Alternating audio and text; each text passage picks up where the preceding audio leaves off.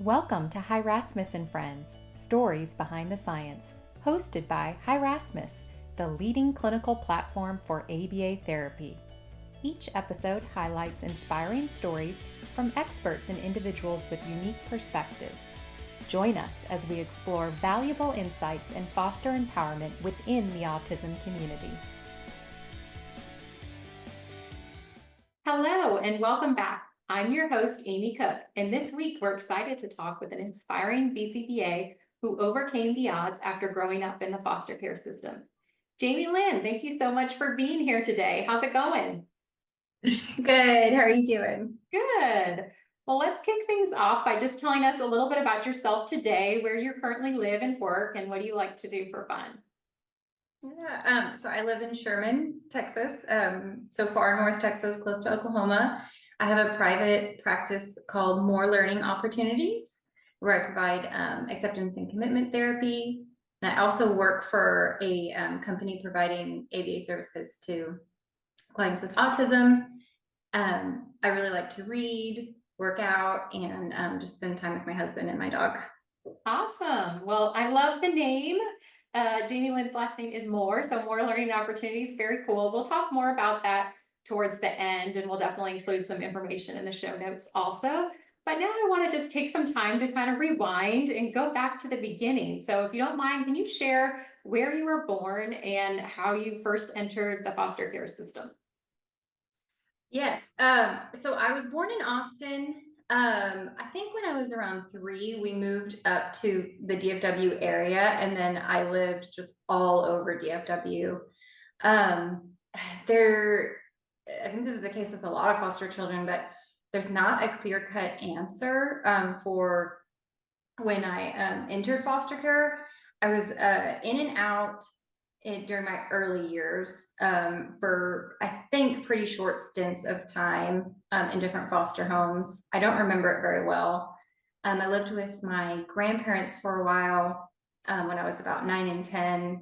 That's when I definitely had like the most stability that I ever had. Still not, very stable, but definitely more than I'd ever experienced. And I was officially put into foster care when I was 14 and moved around again quite a bit within that time. So yeah, so not a clear-cut answer, but I think that's unfortunately a lot of foster children's case. Yeah, so prior to 9 and prior to 14, was there still some bouncing back and forth or anything with CPS prior to that? How were those early years like? Yes, there was bouncing around. CPS was involved at different times. I have an older brother that has same bio mom, same bio dad as I do, and our grandparents had custody of him. So they would periodically let him come live with us, and anytime CPS got involved, I think that the reason that they never completely pulled me out, but it was more just short stints in different foster homes during those early years, because my grandparents would say, oh, well, we have custody of her brother, we can take her as well. But they never actually did that until later on. So I think that's the reason that CPS was only kind of involved and had those shorter stints in different homes versus like completely being pulled out and what you typically hear about. Okay. And what are some of your earliest memories from that time? And potentially even kind of before the foster care system or early on? Yeah.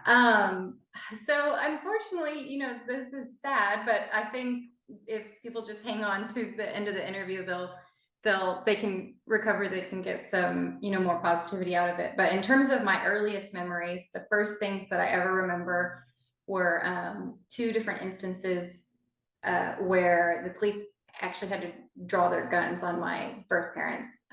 One was during, sounds dramatic, but a car chase. That at the end of the chase just resulted in the police just immediately drawing their guns on my parents. Definitely one of my earliest memories, but I like to point it out just because I hope we've come so much farther in terms of awareness and training on how to treat children in those situations, because all I remember, I was probably 4 years old at that time. All I remember is standing there in the middle of everybody. And, you know, I was like right in the line of fire. Nobody pulled me aside to kind of like make sure I was regulated, explain things to me, talk through that situation with me at all. CPS did end up arriving, and I just remember getting in a car with somebody, again, like no explanation, didn't know where my parents were going, where I was going. And then another event that was similar where guns were drawn on them in a department store. I'm not really sure what the reason why was. And when I distinctly remember they let me go say goodbye to my mom before taking me away, and her hands were cuffed behind her back. And I didn't understand why she wasn't hugging me back. And so again, just, you know, the adults in the room, just not, there was no focus on the child. And I know that's Hi Rasmus's big push, is to get the focus on the child in the room. So appreciate that. Yes. Okay.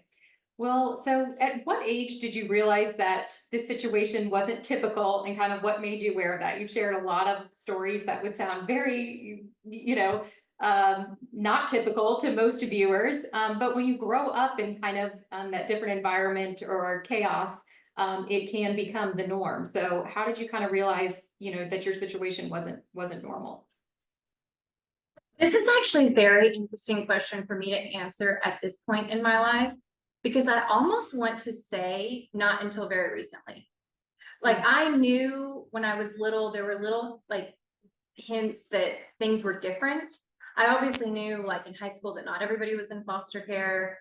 You know, I knew when I lived with my grandparents that that was unique. I was the only kid in the class that didn't live with their parents. So I knew different things like that.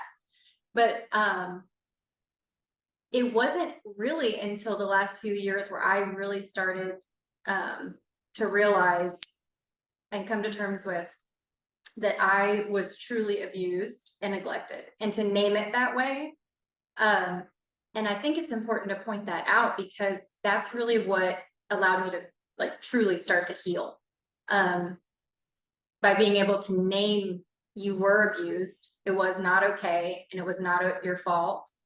I was really able to put it aside and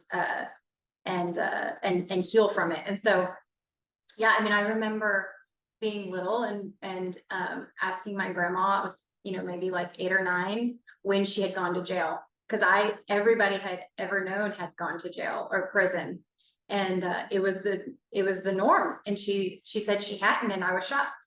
And so I think that's something that people can really do for children in those situations, is, obviously in the right context and under guidance, maybe from a professional, but when they have the opportunity to point out it was not okay the way you were treated, and it was wrong, and this is not what should be considered normal, that it can be, largely beneficial for the child in the long run. Absolutely. Those are some very powerful statements and realizations, definitely. So tell us about the transition from being with your grandma to other foster care families. Like, how did that happen? From being with my grandma to other foster homes. Yes. Didn't you end up eventually with some other foster care families? Yes. So from my grandparents, I lived with them between 9 and 10. That was my maternal grandfather and his wife that he married after my mom was an adult. Okay. So they ended up getting a divorce. And my grandpa and I had to go with him because he was the one that I was officially related to. He moved me, my mom, and my brother into a separate home away from my grandma. And then for the next 4 years, I lived in one house, and different adults kind of like rotated through. So sometimes my grandpa was there, sometimes my mom was there, different uncles, there were like some aunts, sometimes my mom's different boyfriends were there, but I was the only one that always lived in that house for those 4 years, 3.5, 4 years. And then shortly before I was 15, a few months before I turned 15, I was removed and put, I guess, officially into foster care. And then from that time until I was 19, I moved 18 times. Unbelievable. So 18 times from 15 to 18 or 15 to 19, is that what you said? Yeah, yeah. And I asked somebody, the reason I know that number, so off the top of my head, is because I had to figure it out, or I chose to figure it out for an event that I was speaking at a few years ago. And I asked the person that was putting the event on I was nervous that I was lying about moving that many times, because some of them were like overnight. Like I was put in one home and then removed the very next day. Some of them were like back and forth to the same, like I would be living with one family, go to a different one, go back to the other one. And so I remember being very nervous, like, oh, am I exaggerating it? Am I, am I making it up, kind of? And he was like, if you had to pack all of your things, or if you had to abandon all of your things and you had to be moved, I would say that that's, that counts. And I think also just goes into just going back to like admitting to myself even it was wrong, like rather than being so worried about kind of answering if I'm exaggerating or not, like Yes. the high enough number that it shouldn't have happened to a teenager. Yes, even more than once a year. And so Yeah. moving that many different times, like why can you explain why that has to happen? Or do you know why that had to happen so many times in such a short amount of period of time? Oh gosh, I think the short answer is just like disorganization, I guess. I mean, and when I say that, I also mean disorganization in terms of like training that everybody involved gets. There were a few times where I was supposed to be adopted, and then they changed, or I guess there was one time when that happened, and then they changed their minds. And so I went like back to the foster home that I'd been living in before that. A few times it was because of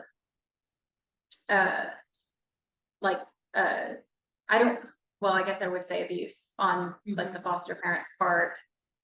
One of the times had to do with me like a logistical thing. Like it was like somebody hadn't signed something, so I had to leave a certain home for a little while and go somewhere else. One of the times they did try to put me back with my birth mom. That was like one of the moves.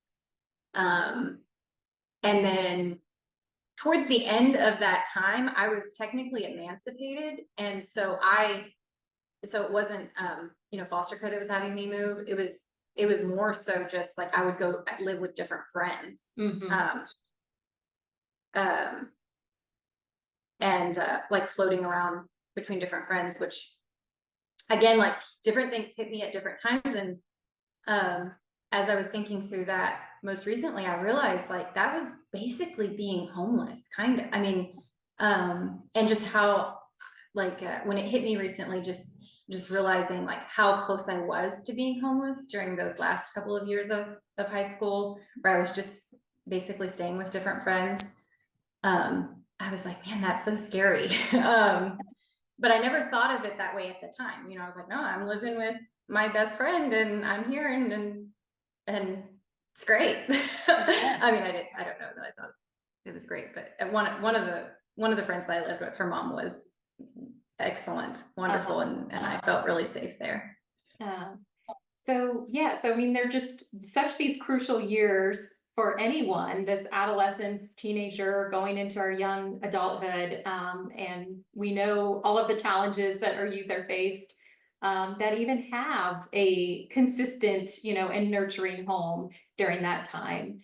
And so you clearly kind of beat the odds, but how do you think, like, what got you through just even high school at that point? And how many high schools did you attend? Yeah.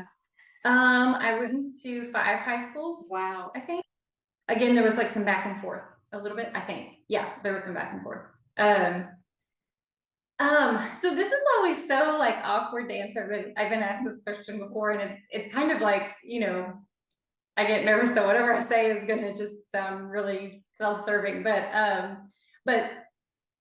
still want to share and answer it because I think, Yes. hopefully it will help other kids that might hear the answer. But I think I just was always really good at setting goals and doing whatever I needed to and overcoming whatever I needed to reach them. And I wouldn't have called it that at the time. Now that I'm a BCBA, that's Yes. kind of like the language I use to describe it. But I remember the thought that I had probably like by far the most growing up, my whole childhood, was it doesn't always have to be like this. It may be like this until I'm out of high school and I have more control, but then I will be able to do the things that I need to do to where I never have to be in these kinds of situations again. And I held on to that heavily. And so it was the thought never passed in my mind. I never really let myself focus or even think about like different I guess you would call excuses. I don't know if that sounds harsh, but it was like, I can either choose to figure this out and overcome, even like internal challenges, or I can end up homeless, or in prostitution, or in, like a terrible relationship, like all these statistics that you hear that Yes. foster children end up with, understandably, like somebody should step in for them. But I remember thinking, I'm gonna have to do it. Nobody is stepping in, so it's gonna have to be me. And I think I just, God gave me an ability to do that. Absolutely. Were there any role models or any like positive foster parents or living situations that you felt like kind of helped steer you in the right direction? Yeah, I think definitely like I held on to like little things along the way. I think that's another thing that was kind of helped get me through is I am really observant, which again that is in line really well with being a BCBA. But I would just pick up on like what did people do that worked, and then I think I did live with my best friend for a big chunk of time towards the end of high school, and again that was just a really safe place to live. I think I had like a lot of mental space to figure out what the next step was. Her dad taught me how to drive, which was huge. Uh, and I think I just held on to like little kindnesses a lot, or like messages that I would get from my parents' friends, or like lessons that I could pick up on along the way. Awesome. Yeah, that's really good. So when you were in high school, did you always have an idea of going to college, or kind of how did that happen? And once again, beating the odds by not only going to college, but getting a bachelor's and eventually getting a master's degree. So tell me a little bit about that. Yeah. So it definitely happened in stages. So when I was in high school, like my plan was to go to college. Like I thought that was like the next step. Now I know that it doesn't necessarily, have to be. For me, I had to have the education that I have to do what I do. But kids now, I would tell them like explore, other options or figure out what they want to do. And then if you need an education, pursue that. But my plan was always to go to college. I knew that I wanted to work with the special needs population just because I had always kind of felt like I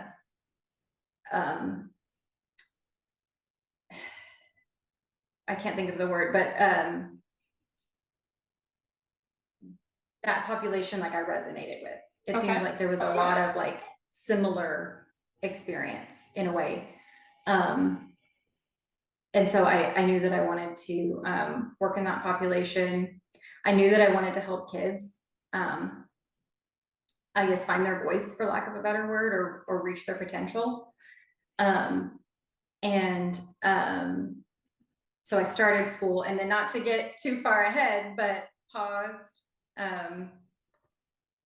after being adopted, and And kind of so like just so our viewers know, you were adopted your first year of college, or how old were you, or high school? I know you were an adult, right? You were 18. yeah. Tell a little bit about that.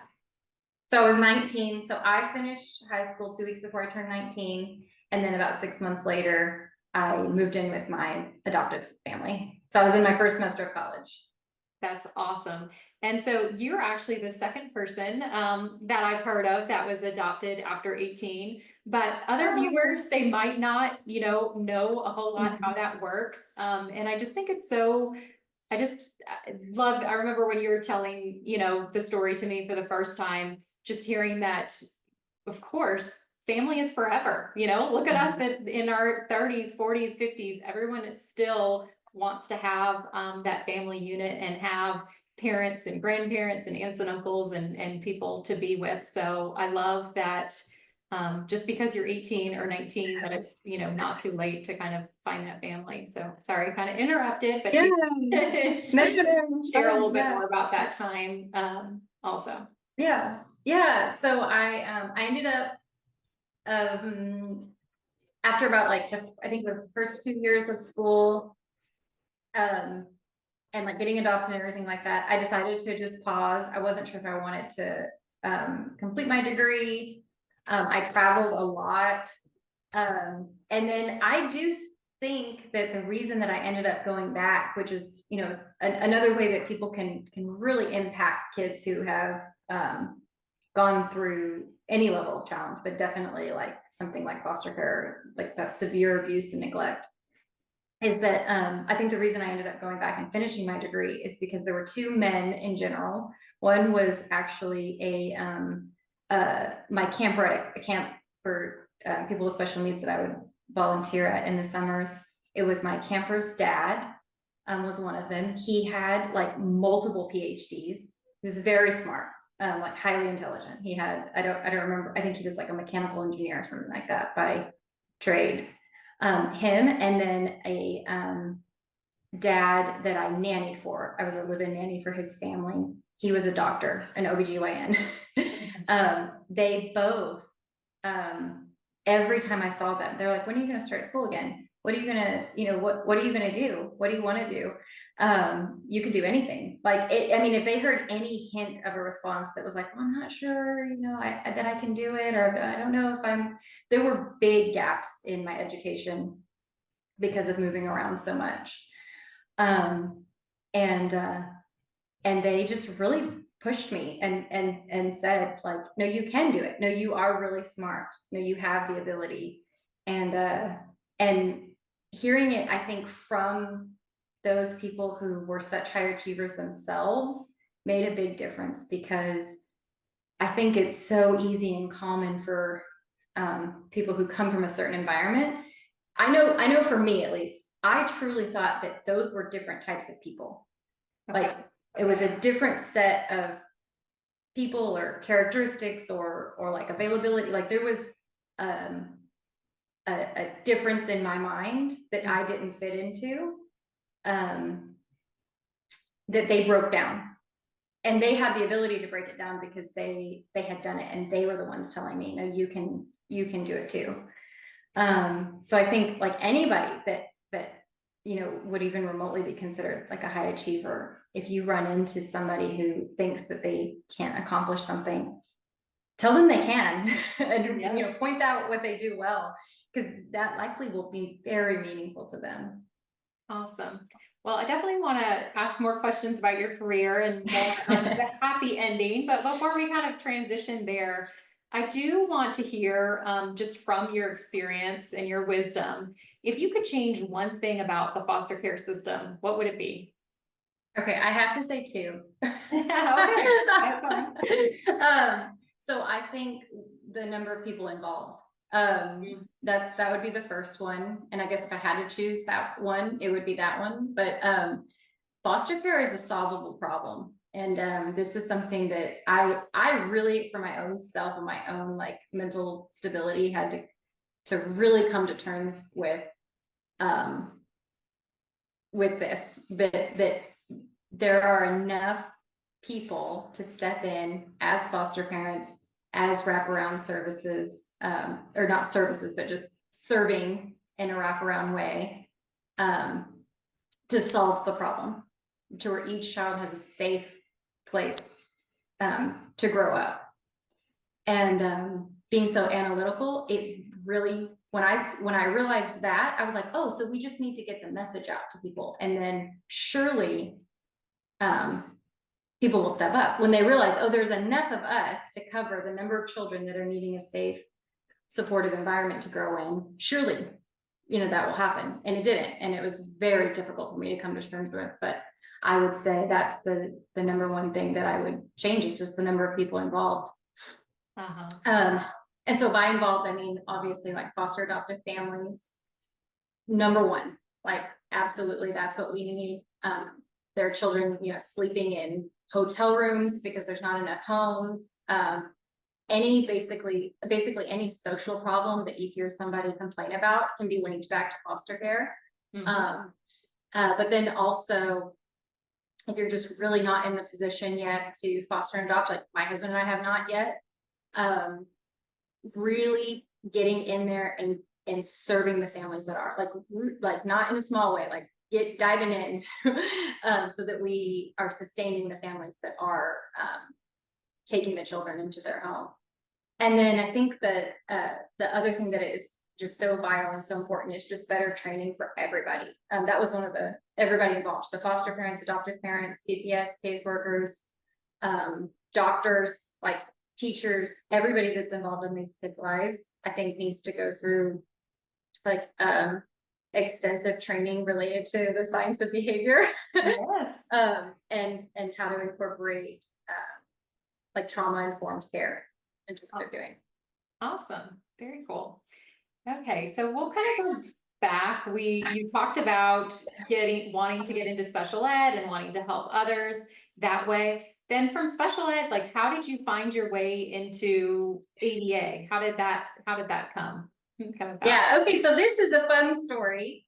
So it was actually my yoga instructor at the time. I was like getting ready to graduate with my undergrad. Either I was like going to a party or something like that for it, and she said, oh, well, what are you going to do? And I was at the time I was planning on doing speech pathology, and so I told her kind of like the plan for that, and she said, well, I was waiting until I heard back from a graduate program. And she said, well, while you're waiting, and would you be interested in going to work for this ABA company that her daughter had gone through services with? And I was like, yeah, I don't know what that is, but I'll interview. Got the job, and I was like, oh, this is for me. Like, this is the niche that I need to be in. And just kind of went from there. Awesome. So found out about ABA. At this time, had you completed your bachelor's, or were you still working? Yes. You had completed your bachelor's. And so then how quickly did you decide you wanted to become a BCBA? So I worked there while I was engaged for about like 4 to 6 months, is how long I worked there. And then long story short, my husband and I, when we got married, we moved to a rural area. So I had to kind of leave the field for a couple of years.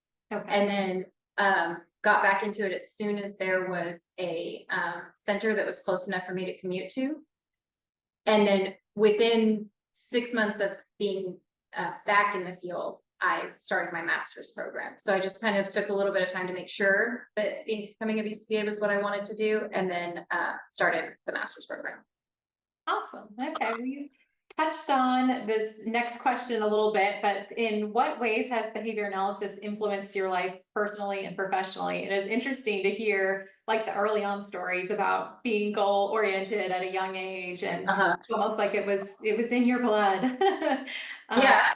But now kind of overcoming all of those challenges and being a BCBA, like how would you say this behavioral science, it kind of has influenced your life?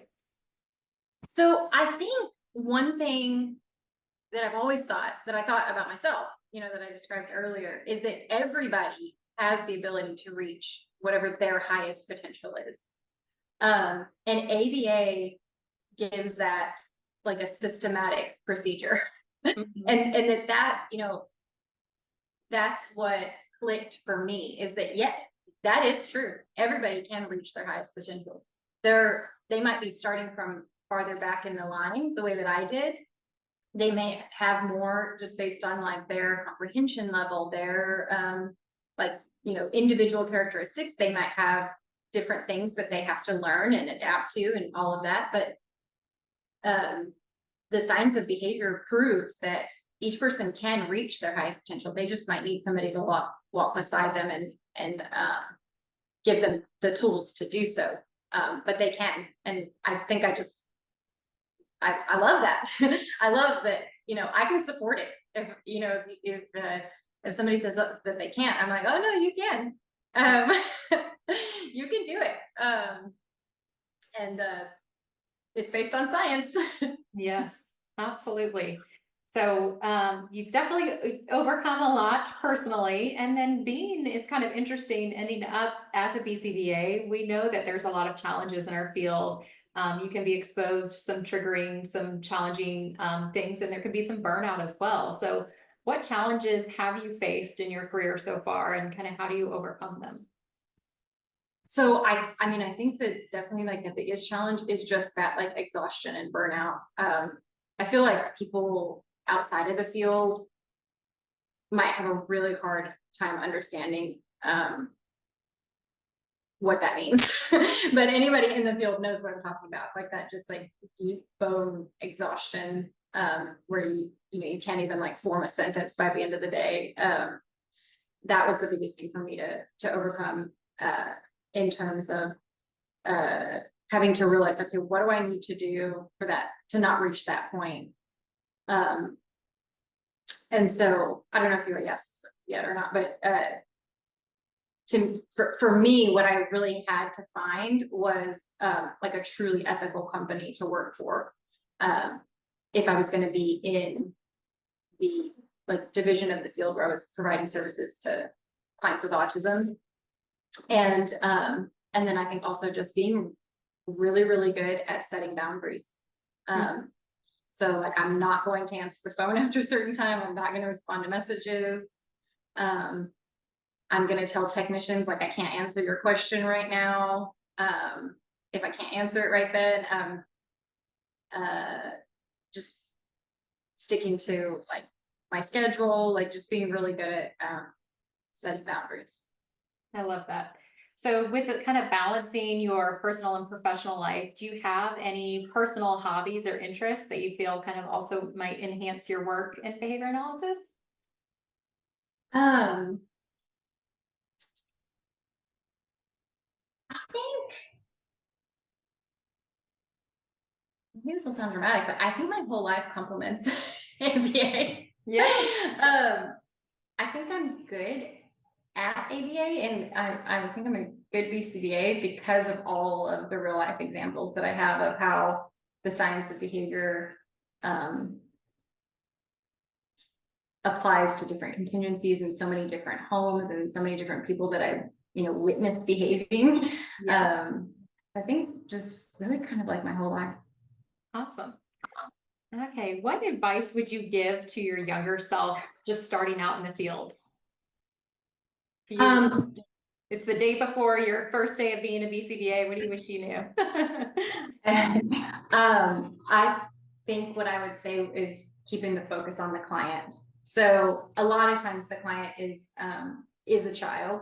If you're working, in the division of the field that treats people with autism. And so I think you just you have to make the decision that they are going to be the focus, because since they a lot of times are not able to speak up for themselves, that can get lost very easily. You know, I've seen so many situations where like a BCBA doesn't want to have a hard conversation with a tech or have a hard conversation with a family. And somebody is going to have to do the hard.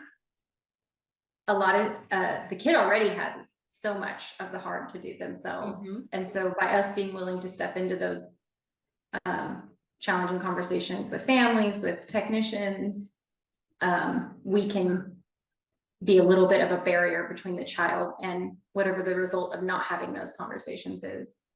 And I guess I just mean, like, I've seen a lot of BCBAs, you know, and I'm sure I did it myself a lot too, but it's hard sometimes to give certain feedback to technicians or to follow through, or to figure out how to do that in a, you know, positive way and like a productive way. All of those things are hard work on our end, but if we don't do them, it's the child who suffers. And that's not fair, because they can't say like, well, hey, wait a second, guys, like, why aren't you doing, you know, all that you're supposed to be doing or all that you can do for me? So we have to say that to ourselves. Absolutely. And I think your background, once again, kind of just goes for advocating for those that may not have a voice also. So awesome. Well, can you tell us a little bit more about your company that you've started, More Learning Opportunities? You could tell us a little bit about your mission and your why behind the company. We'd love to learn more. Yes. Well, you know, the number one thing that they should all know is that it's all started with you. With you, Amy, if you're not, if you guys aren't tracking with the conversation, but Amy is the first person that introduced me to acceptance and commitment therapy, which is what I provide through my private practice, More Learning Opportunities. And really, I don't even know if you remember this, Amy, but it came because as a newly licensed BCBA, I remember talking to you about how I think I just was so like already just so frustrated, even though I was so new, and expressing to you, like, how are we supposed to incorporate these clients' emotions? Like, how are we supposed to, they're a person, they're not just like a robot. Like, how are we supposed to incorporate their thoughts, their feelings, their like any trauma they might have experienced? And you introduced me to ACT. You said, oh, well, actually there is an answer for that. There is a way. And so the more I learned about it, the more I was able to dive into acceptance and commitment therapy, the more I was like, oh, this sounds so dramatic, but this is the answer. You know, this is how to combine a scientific approach to behavior change while incorporating what makes us humans, which is our, you know, our thoughts and our feelings, and also just bridging that gap between like internal behavior and external behavior, which that gap has to be bridged, I think, for you know, true behavior change to take place. Absolutely. Awesome. Anything else you want to share with us kind of about your journey before we go into our closing question? Anything else that I didn't ask about? I don't think so. I mean, I think I just would like want to make sure that you know, a lot of times people like to hear my story because it's sensational and it's, you know, like it's not common, but I really want everybody to take away that they can do hard things too. Like that, whatever the block is, whatever level the block is that's in front of them from reaching their highest potential, it can be removed. And again, they might need somebody to walk beside them. They might need somebody to give them tools to do that, but it can be done. And so rather than just hearing my story and thinking like, oh, well, that's amazing, and maybe thinking really positive things about me, instead think to themselves, I can do that too. And start taking the steps to do so. Awesome. Well, the slogan for Hi Rasmus is focus on the child in front of you. We provide the best clinical platform so providers can focus on what truly matters. On this podcast, we like to close by asking our guests to reflect on the children closest to them. This could be younger siblings, nieces, nephews, etc., and share how you maintain the focus on the child in front of you in the midst of this busy world. So Jaimie Lynn, how do you keep the focus on the kiddos in front of you? Oh, it sounds so cliche, but I think you have to put your phone down. I think That's a good that's one. one. You know, like you have to put your phone down. And then I think modeling self-regulation for them, which means you have to learn it yourself. Mhm. But modeling apologizing, what does that look like when we, you Okay. know, when we apologize to them? Listening to them, like letting them be heard, and then just really trying not to set arbitrary expectations. So not making things that really are not that big a big deal, and more so just listening to them and guiding them to reach their highest potential. Awesome. Well, thank you so much for sharing your incredible story, Jaimie Lynn. I know you've inspired others.